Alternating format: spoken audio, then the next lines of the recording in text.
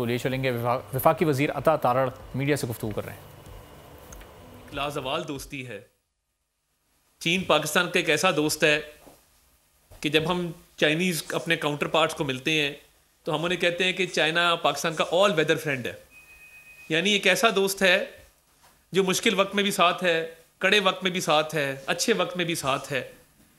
और देखें, जब भी बैनुल अक़वामी सतह पे भी जब भी पाकिस्तान के किसी भी मौक़िफ़ को हमायत की ज़रूरत पड़ी है और तायीद की ज़रूरत पड़ी है तो चीन ने बैनुल अक़वामी सतह पे भी बड़ा भरपूर किरदार अदा किया है। तो कल जब ये अफसोसनाक वाक़या पेश आया, और देखें सी पैक के हवाले से आप जानते हैं हमारी लाइफ लाइन है, और चाइना पाकिस्तान इकनॉमिक कॉरिडोर मुल्क में मुआशी तरक्की का ज़ामिन है, जिसमें इंडस्ट्रीज़ का लगना, ट्रेड रूट का, ट्रेड कॉरिडोर का बनना गवादर तक, जिससे लोगों को ज़रिया माश भी मिलेगा, जिससे नौकरियां जो हैं वो भी मिलेंगी, जिससे रोज़गार में इजाफा होगा, महंगाई में कमी होगी। और हम समझते हैं कि सी पैक के जब मियां नवाज शरीफ के दौर में 64 अरब डॉलर की इन्वेस्टमेंट सी पैक के तहत आई, उससे हमारी जो शरह नमू है, ग्रोथ है, जीडीपी, उसमें खासा इजाफा हुआ। तो चाइना एक पाकिस्तान का बड़ा दरीना दोस्त है, और कल यही वजह है कि जैसे ही बिशाम में ये चीनी बाशिंदों पर बड़ा अफसोसनाक हमला किया गया, वज़ीर आज़म ने तमाम मसरूफियात तर्क करके चीनी सफारत खाने का दौरा किया, चीनी सफ़ीर से इज़हार ताज़ियत, इज़हार अफसोस किया, और इस अफसोसनाक वाक़े की ना सिर्फ मज़म्मत की बल्कि इसकी तहकीकात के हवाले से यकीन दहानी कराई कि ये दहशत गर्दी की जो जंग है, दहशत गर्दी का जो नासूर है, इसके ख़ात्मे के लिए हम पूरी तरह पुरज़म हैं, हम पूरी तरह कमिटेड हैं इस कॉज के साथ। और पाक फ़ौज हो, सिक्योरिटी एजेंसीज़ हों, वो मुकम्मल तौर पे दहशत गर्दी के ख़िलाफ़ जो जंग है उसमें जुटी हुई हैं। और कल चीनी सफ़ीर के ज़रिए चीनी क़यादत को भी पैगाम जो है वो भिजवाया गया, चीनी सदर को, चीनी वज़ीर आज़म को इज़हार अफसोस, इज़हार हमदर्दी जो है उसका पैगाम वज़ीर आज़म ने सफ़ीर के ज़रिए भिजवाया, और यकीन दहानी कराई कि हुकूमत पाकिस्तान कोई कसर नहीं छोड़ेगी और इस दहशत गर्दी की जंग में इन वाक़यात के ख़िलाफ़ भरपूर अपना किरदार अदा करेगी और इसको जड़ से उखाड़ने में हुकूमत पाकिस्तान पूरी तरह पुरज़म है। तो ये मैं समझता हूँ कि पाक चीन दोस्ती को नुकसान पहुँचाने की जो पाकिस्तान के दुश्मनों की साजिश है वो नाकाम होगी, और पाक चीन दोस्ती जो लाजवाल दोस्ती है वो इंशाअल्लाह ताला कायम रहेगी। और ये वाक़यात इसलिए किए जाते हैं कि पाक चीन दोस्ती को नुकसान पहुँचाया जाए। चीनी अवाम के साथ इस दुख की घड़ी में हम खड़े हैं और उनसे इज़हार हमदर्दी भी करते हैं, इज़हार ताज़ियत भी करते हैं। और आज एक हाई लेवल मीटिंग की सदारत, एक हाई लेवल इजलास की सदारत वज़ीर आज़म पाकिस्तान ने की, जिसमें वफाकी वज़रा के अलावा chief of army staff general Syed Asim Munir भी शरीक हुए। चारों सूबों के वज़रा आला, चीफ सेक्रेटरीज़, आईजीज़ इस इजलास में शरीक हुए। इसके साथ साथ गिलगित बल्तिस्तान, आज़ाद जम्मू कश्मीर के चीफ सेक्रेटरी और आईजीज़ ने भी इस इजलास में शिरकत की, और एक मरबूत हिकमत अमली के हवाले से बात हुई कि दहशत गर्दी के ख़ात्मे के लिए एक मरबूत हिकमत अमली को अपनाना होगा। और आज एक कौम को एक इत्तेहाद का मैसेज दिया गया कि तमाम इकाइयाँ वफाक के साथ एक पेज पर हैं, और जब हमारी सालमियत पे वार होता है जब पाकिस्तान के मफाद पे वार होता है तो हम पाकिस्तानी इकट्ठे हो जाते हैं। फिर हम ना सियासी जमात देखते हैं, ना रंग नस्ल मज़हब देखते हैं, और हम अपना दिफा करना भी जानते हैं और अपने दरीना दोस्तों का दिफा करना भी जानते हैं। तो इस हवाले से आज सिक्योरिटी फोर्सेस के किरदार को भी सराहा गया कि जिन्होंने पिछले एक हफ्ते में तुर्बत वाले हमले में, गवादर वाले हमले में, बिशाम वाले हमले में बहुत तगोदो करके कीमती जानों को ज़ाया होने से बचाया। और वहाँ इस समर का भी जिक्र हुआ कि ऐसे वाक़यात की रोकथाम के लिए जो हिकमत अमली बनाई जाएगी उसके लिए आपस में कोऑर्डिनेशन का एक बड़ा मरबूत मैकेनिज्म बनाया जाएगा। एक हिकमत अमली ऐसी होगी जिसमें तमाम लोगों का आपस में राब्ता जो है बड़ा फाल होगा। और इस वाक़े की तहकीकात के हवाले से भी JIT के क़याम पर भी मशावरत हुई कि एक JIT बनाई जाएगी जो इस वाक़े के हवाले से तहकीकात ज़रूर करेगी, क्योंकि ये चीनी बाशिंदों को इसमें टारगेट किया गया है। तो मीटिंग में हौसले बुलंद थे और वो तमाम सूबों और तमाम तर जो इस मीटिंग के शुरका थे वो एक पेज पर थे। और माजी में भी आपको बखूबी इल्म है कि वो ऑपरेशन ज़रब अज़ब हो, रद्दुल फसाद हो, भरपूर किरदार अदा किया गया है, कुर्बानियाँ दी गई हैं, लोगों ने जानों के नजराने पेश किए हैं। हम 2018 में एक पुरअमन पाकिस्तान छोड़ के गए थे, एक ऐसा पाकिस्तान छोड़ के गए थे जिसमें दहशतगर्दी के वाक़यात नहीं होते थे। और 2013 में जब हम आए थे तो आए रोज़ दहशतगर्दी के वाक़यात थे। मियां नवाज शरीफ की क़यादत में कराची का अमन बहाल हुआ, दहशतगर्दी का खात्मा हुआ, बड़ी दहशतगर्दी सर उठा रही है। तो ये हमारा बड़ा वाज़ेह पैगाम है कि जब तक दहशतगर्दी का खात्मा नहीं होता चैन से नहीं बैठेंगे। वज़ीर आज़म ने इस अज़म का इयादा किया और यकज़बान होके आज हम ये पैगाम देना चाहते हैं कि वो हमारे चीनी दोस्त हों, वो हमारी सेंसिटिव इंस्टॉलेशंस हों, वो पाकिस्तान का कोई भी शहरी हो, उनके तहफ़्फ़ुज़ के लिए हर मुमकिन कदम उठाया जाएगा और दहशतगर्दी के नासूर को जड़ से उखाड़ने में कोई कसर ना उठा रखेंगे इंशाअल्लाह ताला। तो मज़ीद इस हवाले से मैं सिर्फ ये अर्ज़ करता चलूँ कि चीनी कौम, चीनी क़यादत, उनके लिए हमारे जो जज्बात हैं कि वो कौम जिसने हमेशा पाकिस्तान का हर महाज पे साथ दिया है, उनके गम में हम बराबर के शरीक हैं और ऐसे वाक़यात की रोकथाम के लिए ये यकीन दहानी कराते हैं कि हर मुमकिन इक़दाम जो है वो किया जाएगा। बहुत शुक्रिया। साहब, कुछ हमारे हमसाया मुमालिक जो हैं उनकी जो हॉस्टाइल एजेंसीज हैं वो मुलव्वस हैं ऐसे वाक़यात में जो इस प्रोजेक्ट को नुकसान पहुंचा रही हैं, क्या आप ये मामला डिप्लोमेटिक सतह पर भी उठाएंगे? देखिए, मैं ये समझता हूँ कि वज़ीर आज़म ने भी पिछले दिनों अपने खिताब में ये बात वाज़ेह की, ज़मीन पाकिस्तान के मफाद के ख़िलाफ़ इस्तेमाल हो रही है, दहशतगर्दी के वाक़यात के हवाले से, मनसूबाबंदी के हवाले से इस्तेमाल हो रही है, तो इसकी इजाज़त नहीं दी जाएगी। और आपने देखा कि मीर अली वज़ीरिस्तान के वाक़े के नतीजे में पाकिस्तान ने उसका भरपूर जवाब दिया। और साथ ये भी बात उन्होंने की कि हम तमाम अपने जो हमसाए हैं और अपने इलाकाई ताल्लुकात के हवाले से हम चाहते हैं कि अमन कायम रहे और बातचीत के ज़रिए मामलात हल हों। तो अमन कायम रहना चाहिए, मगर जो मीर अली के वाक़े के बाद जवाब दिया गया था वो ज़रूरी था क्योंकि उसके शवाहिद मौजूद थे। तो मैं ये समझता हूँ कि इसमें तमाम हमसायों को भी किरदार अदा करना है कि अमन ना सिर्फ पाकिस्तान के अंदर बल्कि खित्ते में अमन कायम रहे। यासर मलिक साहब, दुनिया न्यूज़ से।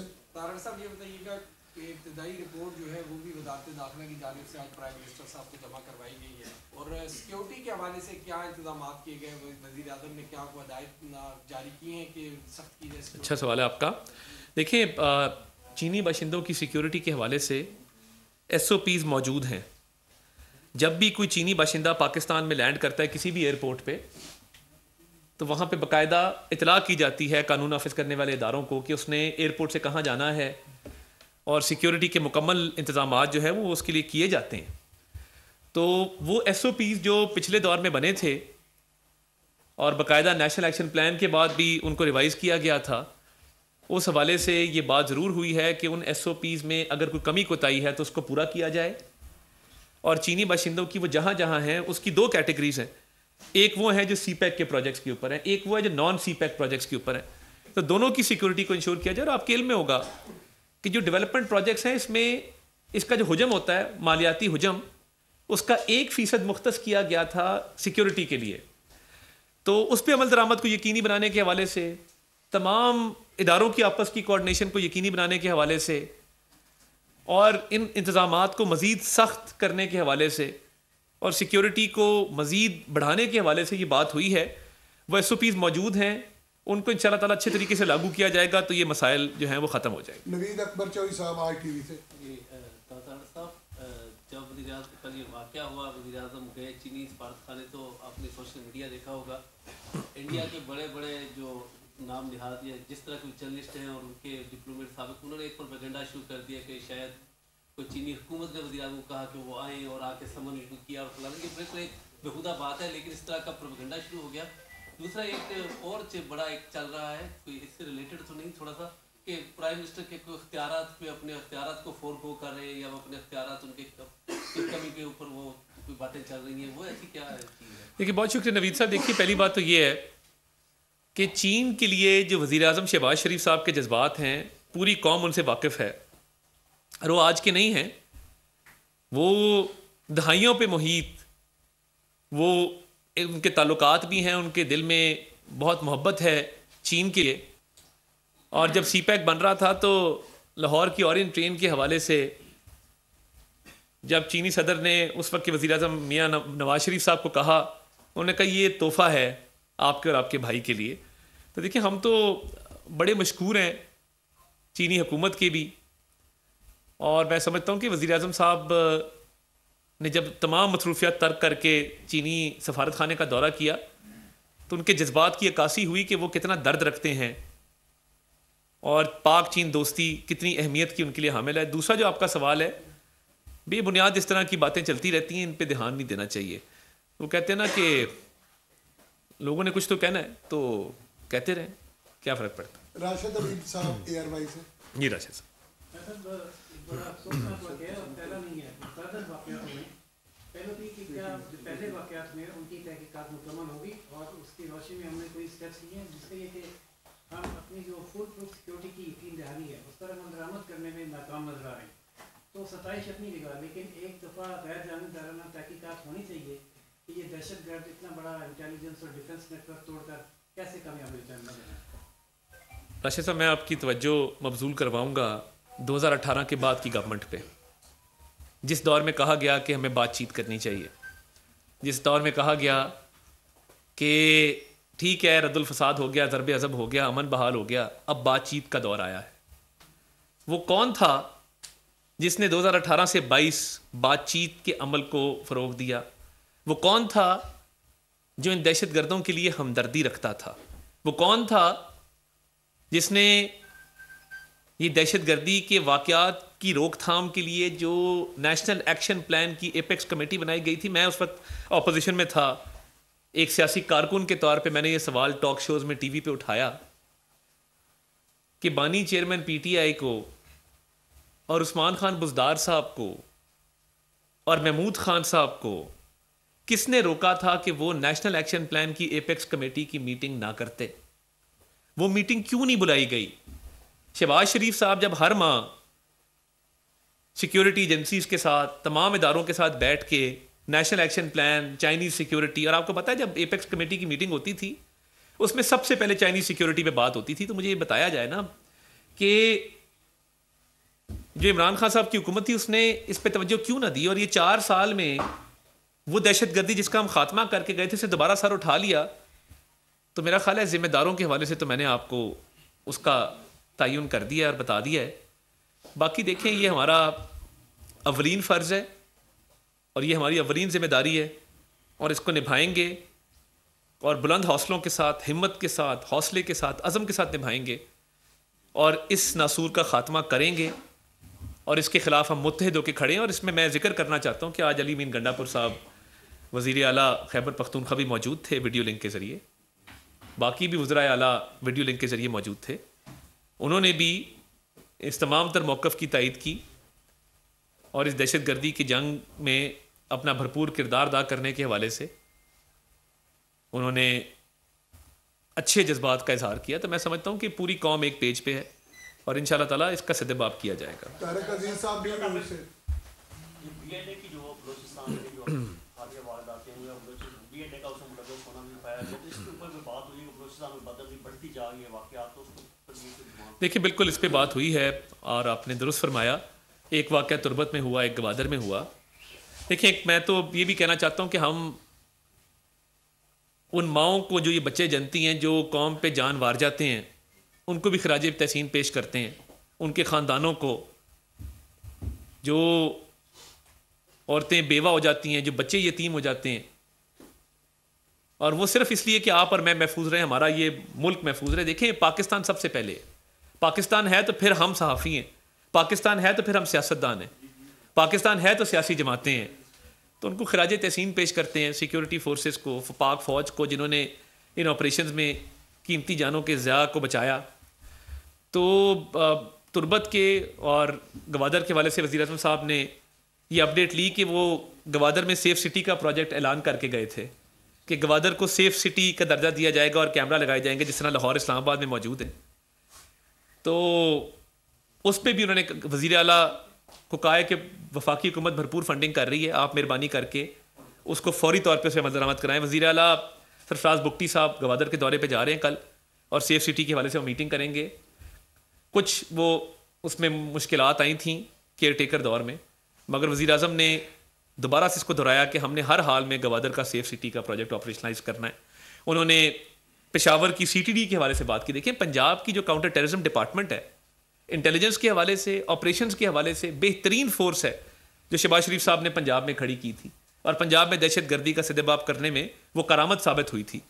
तो उन्हीं बुनियादों पे उन्होंने पूछा है कि मैंने पेशावर में कहा था कि आप KPK में भी इसको करें, उस पर भी काम चल रहा है कि पेशावर की और KPK की जो CTD फोर्स है जिस तरह पंजाब में बनी है, वहाँ भी उन्हीं बुनियादों पर वो है वो बनाई जाए और वो बन गई है, मगर उसमें कुछ लूप होल्स हैं जिनको प्लग किया जाएगा और वफाकी हुकूमत भरपूर इस पर उनकी तवज्जो है।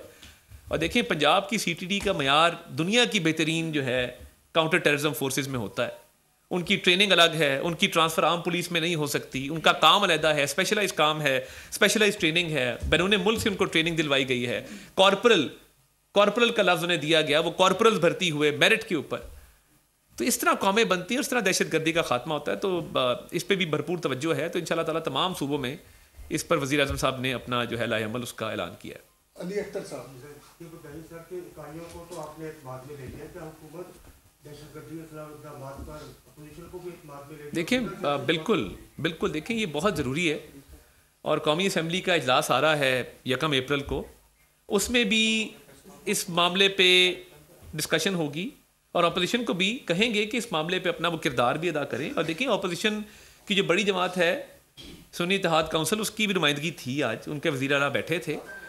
तो हम तमाम इस मामले को आगे लेके जाना चाहते हैं। तो पार्लियामान में भी अगर इस पे 1 अप्रैल को मुश्तरका को करारदाद आ जाती है तो मैं समझता हूँ कि ये हमारी बड़ी कामयाबी है। लास्ट क्वेश्चन जी। अच्छा तारक साहब, ये बहुत बार ये कहा जा रहा है कि PTI की जो हुकूमत थी वो दहशतगर्दों को वापस ले आई और उसके बाद से हम देख रहे हैं कि दहशतगर्द हमले जो हो रहे हैं वो अभी बढ़ रहे हैं। स्पेसिफिकली जब चाइनीज़ जो माहिरीन है उन पर हमला होता है तो इससे बढ़कर कोई एहसास मामला नहीं है। लेकिन PTI का ये मौक़िफ़ है कि उन्होंने ये फैसले अकेले में नहीं की, बल्कि उस टाइम की मिलिट्री जो क़यादत थी वो भी उनके साथ थी उन फैसलों में। तो उनसे कोई पूछा भी जाएगा या सिर्फ हम मज़म्मत करेंगे? देखिए मैं तो ये जानता हूँ कि वज़ीर आज़म उस वक्त इमरान खान साहब थे और वो पॉलिसी स्टेटमेंट देते थे, वो आज़ाद थे इस हवाले से, वो अपने कॉलो फेल के ज़िम्मेदार हैं। तो आज वो जो उनका कॉलो फेल था, जो उनके मामलात थे, कानून के मुताबिक वो उसकी सज़ा भुगत रहे हैं। तो मैं तो इतना ही कहना चाहता हूँ। बहुत शुक्रिया। वफाकी वज़ीर इस्लामाबाद में वफाकी ज़ीर इत्तलात व नशरियात अता की न्यूज़ कॉन्फ्रेंस, कहा कि सीपैक के बाइस मुल्क में रोजगार के लाखों नए मौके पैदा होंगे।